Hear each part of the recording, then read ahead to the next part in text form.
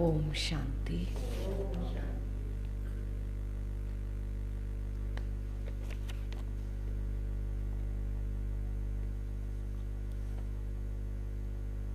कल क्या सुनाया था बाबा ने?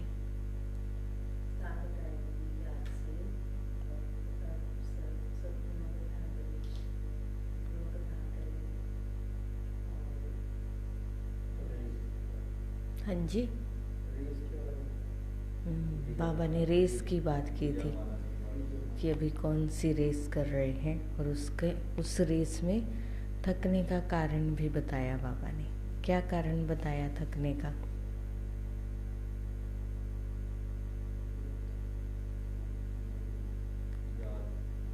थकने का कारण क्या बताया?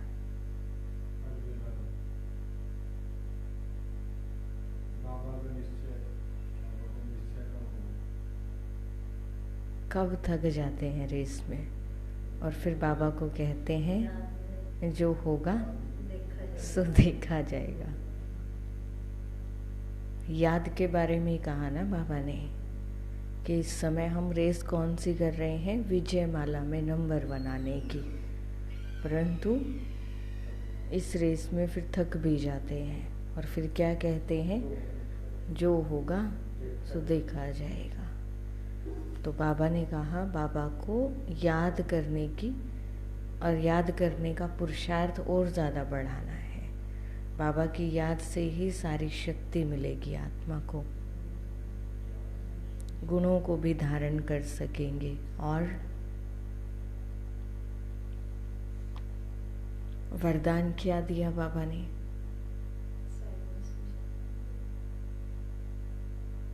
साइलेंस की शक्ति को यूज करना है। कहाँ?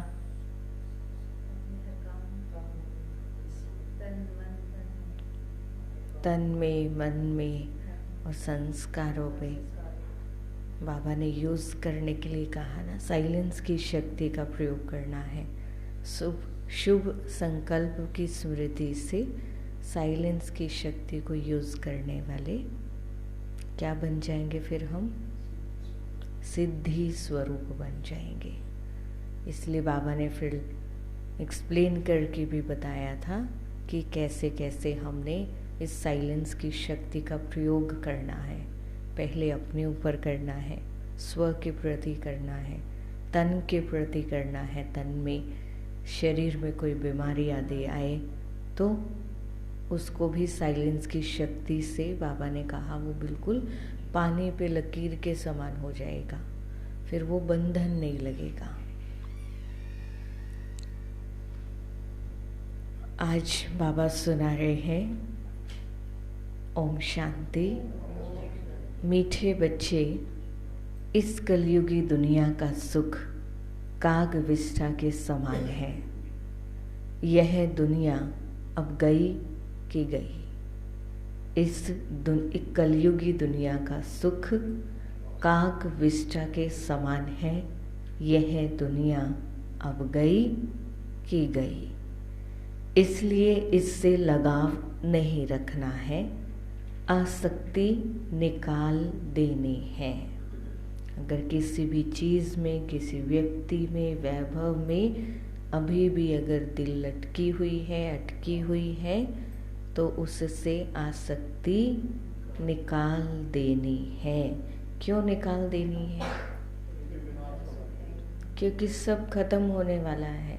फिर विनाश हो गया उस चीज़ का ही, अगर हमारे से पहले विनाश हो गया, खत्म हो गई, कुछ खराब हो गई, तो उसी में मन अटका रहेगा। तो इसलिए बाबा कहते पहले से ही आसक्ति निकाल दो। बाबा प्रश्न पूछ रहे हैं, किन बच्चों की दिल इस पुरानी दुनिया से नहीं लग सकती है? किन बच्चों की दिल इस पुरानी दुनिया से नहीं लग सकती है? बाबा ने उत्तर दिया, जो आज्ञाकारी, वफादार, निश्चय बुद्धि बच्चे हैं, उनकी दिल इस पुरानी दुनिया से लग नहीं सकती।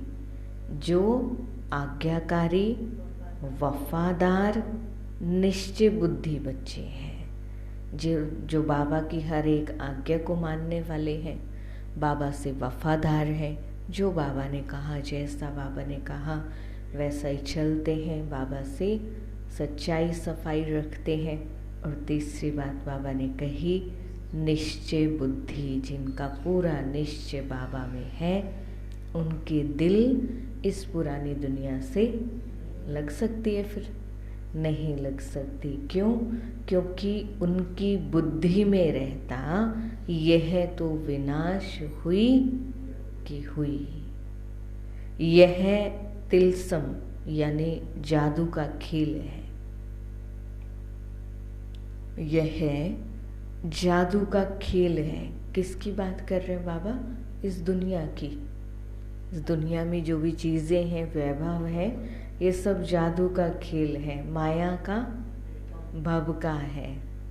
यानी बाहर बाहर से सब कुछ अच्छा लगता है, इसका अब विनाश होना ही है। डैम फटेंगे, अर्थक्वेक होगी, सागर धरनी को हप करेगा, यह सब होना ही है, इसको कोई रोक नहीं सकता। बाबा कहते ये सब तो होना ही है, नथिंग न्यू, नया नहीं है, पहले भी हुआ है। स्वीट होम, स्वीट राजधानी याद है तो इस दुनिया से दिल नहीं लग सकती। अगर हमें हमारा लक्ष्य याद है कि हमें जाना कहाँ है, स्वीट होम और स्वीट राजधानी, अगर ये दोनों बातें याद हैं तो फिर इस दुनिया से दिल नहीं लग सकती। गीत है, जिसका साथी है भगवान, उसको क्या रोकेगा आंधी और तूफान। ओम शांति। यह निश्चय के ऊपर गीत है। जब बाप का बनते हैं, वह बाप आते हैं तो वह आकर हमारा साथी बनते हैं। बच्चे जानते हैं बाप जब आते हैं तब ही विनाश के तूफान होते हैं। बाप आते हैं पुरानी दुनिया को खलास कर नई दुनिया स्थापन करने। अर्थक्वेक होगी, समुद्र नीचे से धरती को खा जाएगा, बरसात ऊपर से धरती को खा जाएगी, यह सब होना ही है।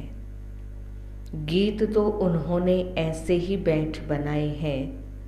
तुम ब्राह्मण कुलभूषण बच्चे जानते हो बरोबर पुरानी दुनिया का विनाश होना है। बाप आए ही है नई दुनिया स्थापन करने के लिए, तो नई दुनिया स्थापन ही तब होगी जब विनाश होगा, यानी पुराना खत्म होगा।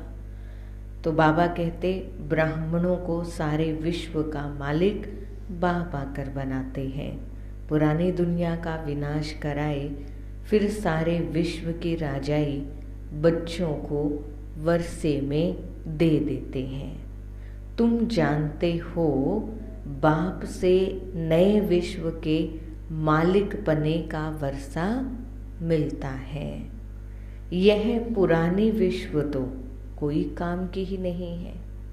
यह पुरानी विश्व तो कोई काम की ही नहीं है। मनुष्य समझते हैं अब तो स्वर्ग बनता जा रहा है, परंतु यह सब है माया का भबका। सब चीज मुलम्मे की है, सारा राज्य मुलम्मे का है। रोने के पानी यानी मृग तृष्णा के समान है। इसमें मनुष्य खुश होते हैं। आगे जब मुसलमानों का राज्य था तो यह एरोप्लेन, मोटरें आदि थोड़ी ही थी। पहले के समय ये सब तो नहीं था। यह सब माया का भबका है। कितने प्लान्स बनाते हैं, बच्चे जानते हैं यह सब विनाश होने हैं। अर्थक्वेक होगी, यह डैम्स आदि सब पानी ही पानी कर देंगे। मनुष्य समझते हैं इससे सुख मिलेगा, परंतु इन सब से दुख ही दुख मिलेगा। यह एरोप्लेन भी दुखदाई बन पड़ेंगे, बॉम्ब्स गिराएंगे, तो बच्चे यह सब बातें भूल जाते हैं। इसलिए पुरानी दुनिया में दिल लग जाती है। बाबा ने सारी बातें स्मृति में फिर से याद दिला दी कि ये सब तो विनाश का कारण भी बनेंगे। अभी जो चीज़ें इतनी अच्छी लगती हैं, परंतु बच्चे क्या करते हैं, धीरे धीरे भूल जाते हैं। भूलते हैं तो फिर इसी दुनिया से दिल लग जाती है। जो बाप के आज्ञाकारी, वफादार, पूरे मददगार बच्चे बनते हैं, पक्के निश्चय बुद्धि हैं, वह तो जानते हैं कि कुछ भी हो यह कोई नई बात नहीं है। यह तो अनेक बार पुरानी दुनिया का विनाश हुआ है। बाबा ने तो स्मृति दिलाई है ना कि इस समय जो कुछ भी हो रहा है वो नई बात नहीं है, अनेक बार हो चुका है, हर कल्प होता है। बाबा कहते यह तो अनेक बार पुरानी दुनिया का विनाश हुआ है, सो अब होना है ज़रूर। वह समझते हैं बहुत नई नई चीज़ें बन रही हैं, स्वर्ग बन रहा है, और तुम बच्चे सिर्फ जानते हो कि यह तो जादू का खेल है। जैसे कोई पुराने सोने को रंग रूप लगाकर चमकदार बना देते हैं, वैसे इस पुरानी दुनिया को भी रंग रूप देकर चमकदार बनाने के सब तरफ प्लान्स बनाते रहते हैं। उनको यह पता ही नहीं कि विनाश होना है। यह तो तुम ब्राह्मण ही जानते हो कि यह पुरानी दुनिया विनाश होनी है। मनुष्य तो कह देते हैं कि यह पुरानी दुनिया विनाश होगी, फिर नई दुनिया भगवान आकर स्थापन करेंगे। पहले ब्रह्मा को रचेंगे, फिर उनसे मनुष्य सृष्टि पैदा होगी। सो तो पता नहीं कब होगा, यह सिर्फ तुम बच्चों को बाप बैठ समझाते हैं। भगवान की है श्रीमत। अब श्रीमत जब कहा जाता है तो ज़रूर समझना चाहिए यह तो उच्च भगवान की ही मत है। जहाँ श्रीमत ये शब्द आ गया तो बाबा कहते बुद्धि में आ जाना चाहिए कि श्रीमत माना भगवान की मत। श्रीमत ब्रह्मा की व विष्णु की नहीं कहते। भगवान आकर ब्रह्मा तन से श्रीमत कैसे देते हैं यह मनुष्य नहीं जानते। वह समझते नहीं ब्रह्मा फिर नीचे कैसे आता है। वह तो सूक्ष्म वतनवासी है, फिर ब्रह्मा नीचे कैसे आया दुनिया में तो नहीं जानते। तो इन सब बातों को ना जानने के कारण श्री कृष्ण का नाम दे दिया है। ऐसे भी नहीं हो सकता कि श्री कृष्ण का कोई साधारण रूप है जिसमें परमात्मा प्रवेश करते हैं। यह बातें कोई नहीं जानते। बाबा कहते इन सब बातों को ना जानने के कारण श्री कृष्ण का नाम दे दिया है। ऐसे भी नहीं हो सकता कि श्री कृष्ण का कोई साधारण रूप है जिसमें परमात्मा प्रवेश करते हैं। यह बातें कोई नहीं जानते। बाबा कहते हैं हमारे भी बहुत गुरु किए हुए थे, परंतु कुछ पता नहीं था, भूले हुए थे कि श्रीमत किसकी है। श्रेष्ठ ते श्रेष्ठ तो है निराकार, उनकी ही श्रीमत है। शिवाय नमः कहते हैं ना, उनकी महिमा अपरम अपार है। इन बातों को तुम बच्चे ही जानते हो। यह सब बातें किसको बुद्धि में बिठाने में कितनी मेहनत लगती है। जब किसी को ज्ञान सुनाते हो तो बाबा कहते ये बातें बुद्धि में बिठाने में कितनी मेहनत लगती है, क्योंकि इतने जन्मों से यही बातें सुनते आ रहे हैं। और फिर इन बातों के आगे जब सत्य ज्ञान परमात्मा आकर सुनाते हैं तो विश्वास नहीं होता कि ऐसे कैसे हो सकता है। अब भक्तों को भगवान की मत चाहिए, यह तो ड्रामा में नोंद है।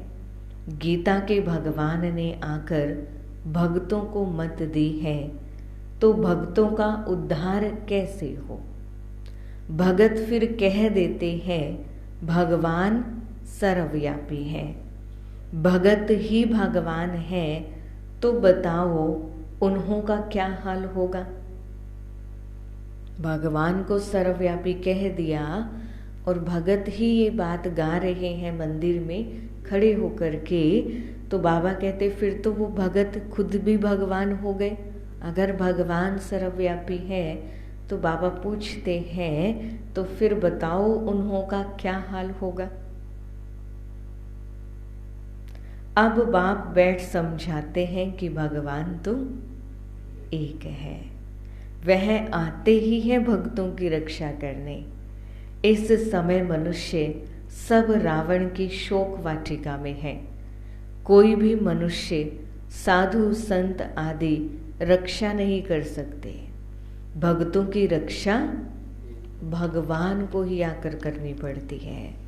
बाबा कहते कोई रक्षा नहीं कर सकता एक भगवान के सिवाय।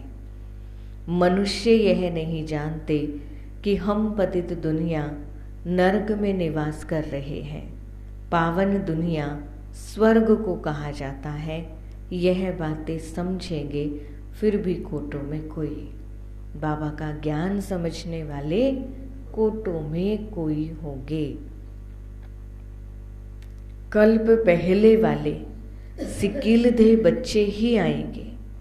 कल्प कल्प तुम सिकिलधे बनते हो, फिर कोई तो पूरा बनते हैं। कोई तो बाबा के पूरे सिकिलधे बनते हैं और कोई को तो माया कच्चा ही खा जाती है। बाप को याद ना करने से झट विकार आ जाते हैं। बाबा ने माया के खाने का कारण बताया कि माया कब आएगी, जब बाबा की याद नहीं होगी बुद्धि में, तो उसी समय आ जाएगी, चाहे वो थोड़े ही समय के लिए हो। और माया आई यानी वो आई ही बाबा से दूर करने के लिए है, तो वो अपना काम करके चली जाती है। बाबा कहते पहला पहला विकार है देह अहंकार, देह अभिमान। समझ में आता है देह अभिमान क्या है? आया तो फिर औरों को भी चेष्टा होगी, इसलिए बाप कहते हैं देही अभिमानी बनो, क्योंकि सबको वापस जाना है। बाबा ने याद दिलाया कि सबसे पहला विकार देह अभिमान है, देह अहंकार है, और वो छोटे से छोटे रूप में भी आ सकता है, छोटे से छोटे रूप में भी, पता भी नहीं चलेगा आपको। तो कल भी बाबा ने बहुत अच्छे से चेकिंग करवाई, आज फिर चेकिंग करना। यहाँ तो बाबा कहते दुख ही दुख है। कलयुगी दुनिया का सुख काग विष्ठा के समान है, यह तो सन्यासी भी कहते हैं और तुम भी समझते हो। सन्यासियों ने भी कहा है ना, क्या कहा है कि सुख जो है वो काग विष्ठा के समान है। और इस समय बाबा ने भी क्लियर कर दिया, नरक और स्वर्ग को तुम बच्चे जानते हो। नरक में तो कोई सुख नहीं, नरक में कोई से भी लगाव रखना। इस लाइन को बाबा ने हाईलाइट किया है, तो ध्यान से सुनना और जो लिख रहे हैं वो लिखना। बाबा कहते नरक में कोई से भी लगाव रखना अपना पद भ्रष्ट करना है।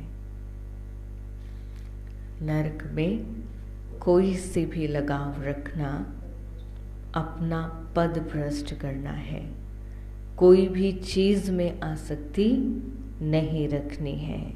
समझाना चाहिए यह तो पुरानी दुनिया खत्म होने वाली है। कोई भी चीज में आसक्ति नहीं रखनी। यह दुनिया कोई काम की ही नहीं है। पहले पहले देह अभिमान आने से उनके साथ दिल लगती है। देही अभिमानी फिर इस पुरानी दुनिया से जैसे उपराम रहेंगे। बाबा कहते देखो दोनों चीज़ों का कनेक्शन है। पहले बाबा ने याद दिलाया कि पहला विकार कौन सा आता है, मनुष्य के अंदर देह अहंकार आता है, और उसी देह अहंकार का बाबा ने फिर से कोरिलेट किया है किसके साथ, किसके साथ, आसक्ति के साथ, कि जैसे ही देह अभिमान आएगा तो देह अभिमान है अंदर, तभी हमारी किसी ना किसी चीज़ के साथ आसक्ति होगी, उससे लगाव होगा। वो व्यक्ति भी हो सकता है, वो वस्तु भी हो सकती है, कोई साधन भी हो सकते हैं, है ना, बच्चे हो सकते, कोई भी हो सकता है। तो जहाँ देह अभिमान आया वहीं से तो ये जागृत हुआ, लगाव कहो या आसक्ति कहो। तो बाबा ने कहा इसलिए क्या बनना है, देही अभिमानी बनना है। देही अभिमानी इस पुरानी दुनिया से जैसे उपराम रहेंगे, इसमें होते हुए भी इससे उपराम रहेंगे। वह होता है हद का वैराग्य, यह है बेहद का वैराग्य। हम इस पुरानी दुनिया को भूलते हैं, यह बिल्कुल ही दुख देने वाली है। इनसे बाकी थोड़ा सा काम लेना है, यह गई कि गई। बाबा कहते इसको यूज करना है, परंतु अपनी बुद्धि उसके साथ नहीं जोड़नी। क्यों? क्योंकि ये तो गई कि गई, बस जाने वाली है। बाकी 2 घड़ी के हम मेहमान हैं, 2 घड़ी के मेहमान हैं। कृष्ण भाई जी, बस 2 ही घड़ी है आपके पास।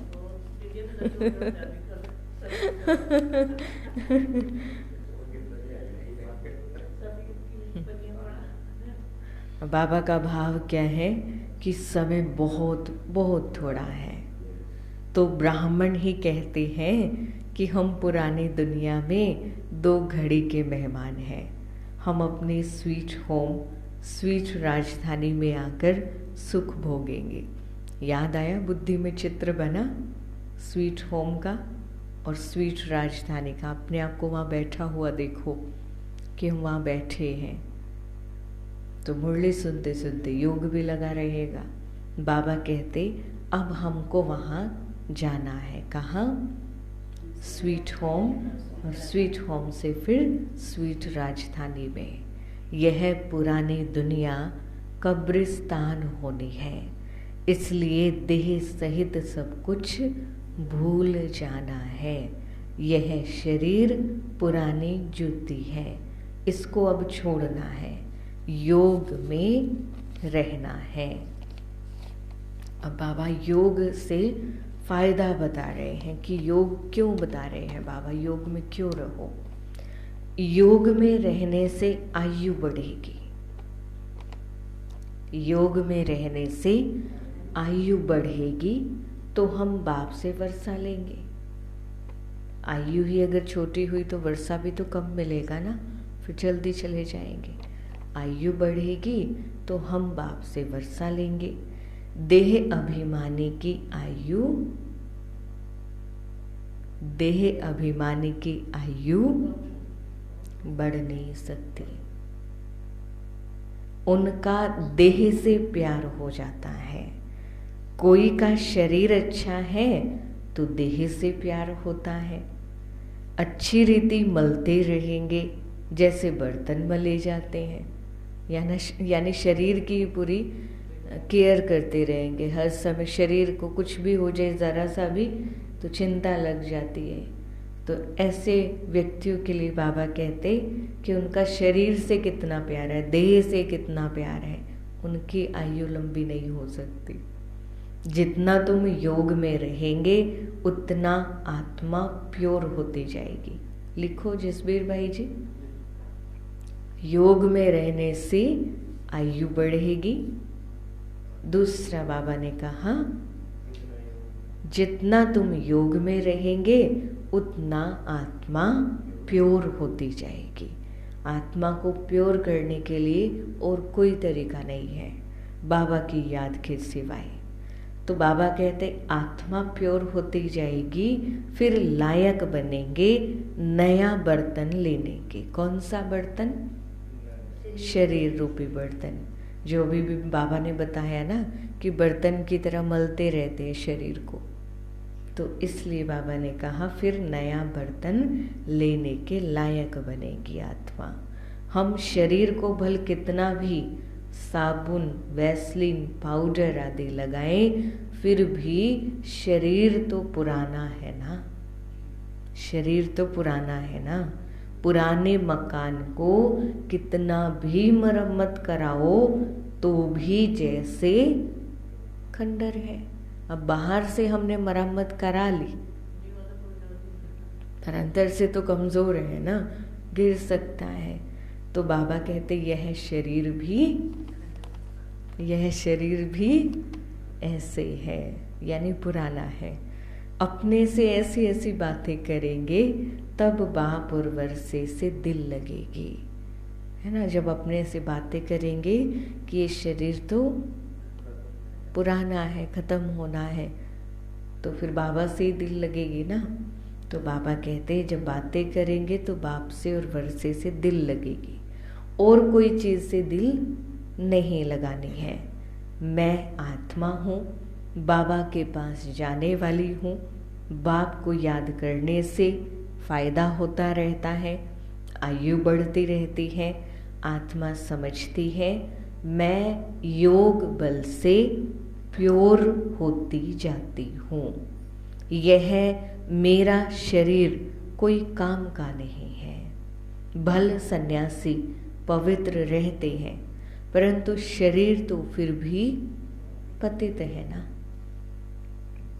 यहाँ कोई का भी शरीर शुद्ध नहीं हो सकता।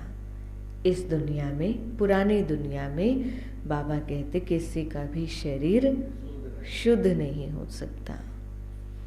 वहाँ शरीर विष से नहीं बनता। यह बातें तुम बच्चे ही जानते हो। यहाँ तो विकार से पैदा होते हैं, तो इसलिए शरीर भी अशुद्ध है, विकारी है, पतित है। तो बाबा कहते अगर स्वर्ग में भी विकारों से ही पैदाइश होती तो फिर उनको निर्विकारी क्यों कहते हैं, है ना। बाबा ने बहुत ऊंची बात कही, और दुनिया में कई बार अगर हम किसी को ज्ञान सुना रहे होते हैं तो ये पॉइंट आती है। तो बाबा ने बड़ा अच्छा प्रश्न रखा कि अगर विकारों से पैदाइश होती स्वर्ग में तो फिर उनको निर्विकारी क्यों कहते हैं। वहाँ तो आत्मा और शरीर दोनों पवित्र रहते हैं। तुम जानते हो इस समय 5 तत्व भी आयरन एज्ड है। तो शरीर भी ऐसे मिलते हैं। अब शरीर किससे बना है? 5 तत्वों से बना है, और 5 तत्व इस समय तमो प्रधान हो चुके हैं। तो शरीर भी फिर कैसा होगा? वैसा ही होगा ना। अब सोना जैसा होगा जेवर तो वैसा ही बनेगा। तो बाबा कहते बीमारी आदि हो जाती है, उसका कारण तत्व है। वहाँ कभी शरीर बीमार हो ना सके, यह सब समझने की बातें हैं। वहाँ तुम्हारे शरीर भी नए बनते हैं, सतो प्रधान प्रकृति बन जाती है। वहाँ यह दवाइयाँ आदि कुछ नहीं होती, शरीर चमकता रहता है, काया कंचन के समान बन जाती है। अभी तो लोहे की है। वंडर है ना, काया कैसे बदलती है। काया कल्पतरु का गायन है ना, तो सच में काया कल्पतरु बाबा करते हैं। ऐसी काया कल्प बदल देते हैं कि देखो स्वर्ग में फिर कैसी काया मिलेगी, कंचन के समान, कोई पॉलिश तो नहीं की जाती, वहाँ कोई पॉलिश तो नहीं की जाती, काया एकदम कंचन समान हो जाती है। उसको कहा जाता है गोल्डन एज। सोने के शरीर तो नहीं होते। लक्ष्मी नारायण को पारसनाथ, पारसनाथिनी कहते हैं। उन्हों के शरीर देखो कितने सतोप्रधान हैं, उन्हों की कितनी महिमा है। अभी तो यह 5 तत्व भी तमो प्रधान है। विष से शरीर पैदा होते हैं, वहाँ है योग बल की बात। स्वर्ग में ज़रूर वॉइसलेस बच्चे होंगे, काम महाशत्रु वहाँ नहीं होगा। बाबा कहते यह काम तुमको आदि मध्य अंत दुख देने वाला है। उनको कहा ही जाता है संपूर्ण निर्विकारी दुनिया, और इसको संपूर्ण विकारी दुनिया कहा जाता है। हर एक के अंदर यह 5 भूत हैं। 5 भूतों पर विजय तब पाते जब सर्वशक्तिमान बाप से योग लगाते हो। अब ये वाली पॉइंट भी नोट करो। बाबा कहते 5 भूतों पर विजय तब पाते हो जब सर्वशक्तिमान बाप से योग लगाते हो, जिस योग बल से तुम विश्व के मालिक बनते हो। तो तुम हो इनकॉग्निटो शिव शक्ति सेना। सेना शिव बाबा से योग लगाकर शक्ति ले रही है। वह सर्वशक्तिमान बाप ही है स्वर्ग की राजधानी स्थापन करने वाला, गॉड फादर।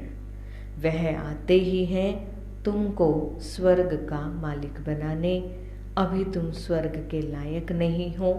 मैं कल्प कल्प आकर तुम बच्चों को स्वर्ग की राजधानी में राज्य करने के लायक बनाता हूँ। अभी तुम हो नरक के मालिक। मनुष्य कहते भी हैं फलाना मरा, स्वर्गवासी हुआ।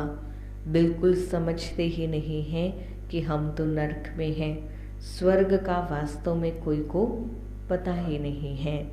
कहते हैं जिनके पास धन दौलत है उनके लिए यहाँ ही स्वर्ग है। अरे इतनी बीमारियां आदि लगी पड़ी हैं, इसको स्वर्ग कैसे कहेंगे? स्वर्ग में तो हर प्रकार का सुख होगा ना। ऐसा तो नहीं है कि धन संपत्ति से संपन्न है। स्वर्ग में तो हर तरह से सुखी होंगे। तो बाबा ने बड़ी अच्छी बात कही कि इतनी बीमारियां आदि लगी पड़ी हैं, तो इसको स्वर्ग कैसे कहेंगे? स्वर्ग तो सतयुग को कहा जाता है, कलयुग में थोड़े ही स्वर्ग है। बाप ने समझाया है यह है विकारी दुनिया। हर एक नारी द्रौपदी पार्वती है। हर एक नारी को अमरनाथ अमर कथा सुनाते हैं। हर एक द्रौपदी को बाबा आकर बचाते हैं।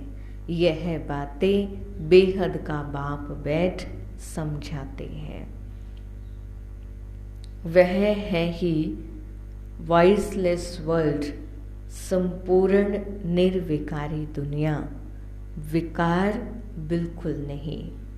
आत्मा आकर प्रवेश करती है तो उस समय गर्भ में बिल्कुल प्योर रहती है। आत्मा भी प्योर आती है, इसलिए उनको गर्भ में भी कोई सज़ा नहीं भोगनी पड़ती।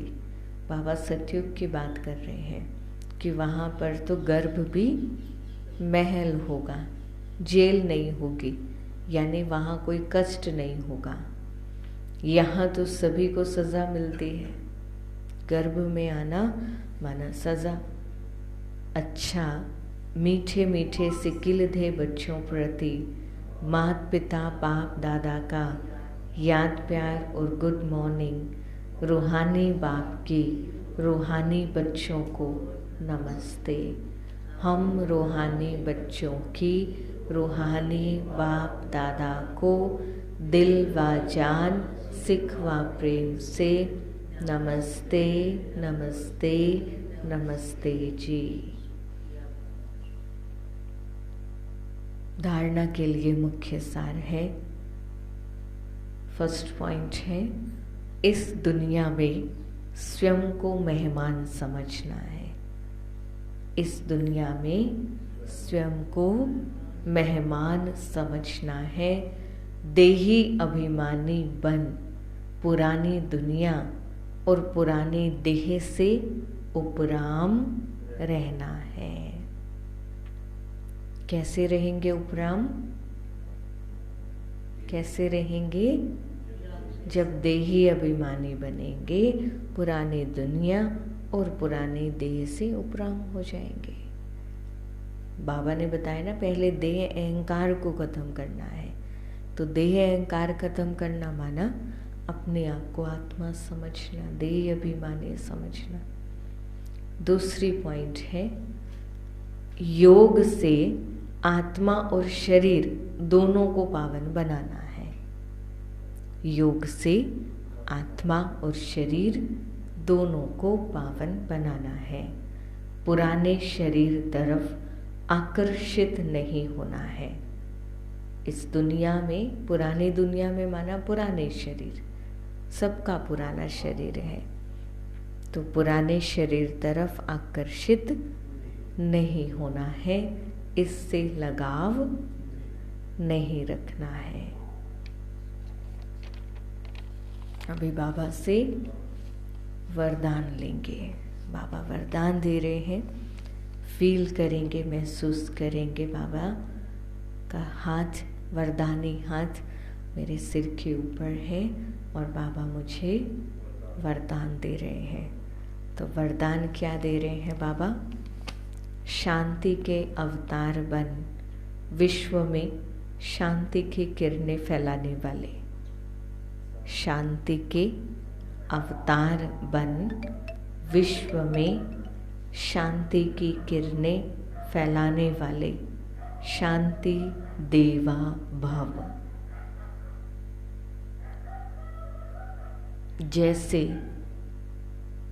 छोटा सा फायरफ्लाई जुगनू, बाबा कहते जैसे छोटा सा जुगनू दूर से ही अपनी रोशनी का अनुभव कराता है। भले छोटा सा है, छोटा सा ही है, लेकिन वो भी कितनी दूर से दिखाई दे जाता है। ऐसे विश्व की आत्माओं व संबंध संपर्क में आने वाली आत्माओं को महसूस हो कि शांति की किरणें इन विशेष आत्माओं द्वारा मिल रही है। कौन सी विशेष आत्माएं इंद्रजीत भाई जी? कौन सी विशेष आत्माएं? आप विशेष आत्माओं से उन सभी आत्माओं को शांति की किरणें यानी लाइट के रूप में उनको अनुभव हो कि उनको मिल रही है। बुद्धि द्वारा अनुभव करें कि शांति का अवतार शांति देने आ गए हैं। सुबह जब अमृत वेला करते हो तो अमृत वेले में इसका अभ्यास करो। सुबह सुबह बाबा से सकाश लेकर के शांति की किरणें पहले अपने अंदर भरो और फिर पूरे ग्लोब को शांति की किरणें दो, फैलाओ सकाश के रूप में।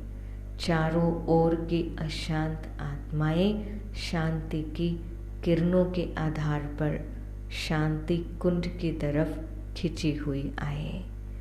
आप जहाँ बैठकर योग करें वो शांति कुंड अनुभव हो और आपकी पावर कहें या आपका ऑरा कहें, वो आप उन सबको आपके पास खींच कर ले आए। ऐसा बाबा ने आज आपको, हम सबको वरदान दिया। इस शांति की शक्ति का प्रयोग अभी करना है। अभी माना यही तो समय है, फिर स्वर्ग में थोड़ी करेंगे।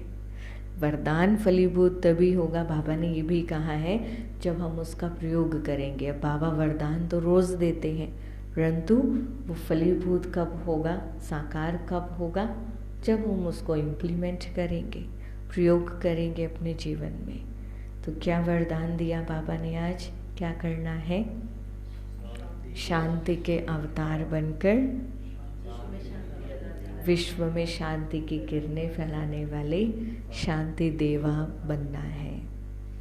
स्लोगन है, जिनका स्वयं पर व्यक्तिगत अटेंशन है, जिनका स्वयं पर व्यक्तिगत अटेंशन है, वे अंतर्मुखी बनकर फिर बाह्यमुखता में आते हैं। वो अंतर्मुखी बनकर फिर बाह्यमुखता में आते हैं।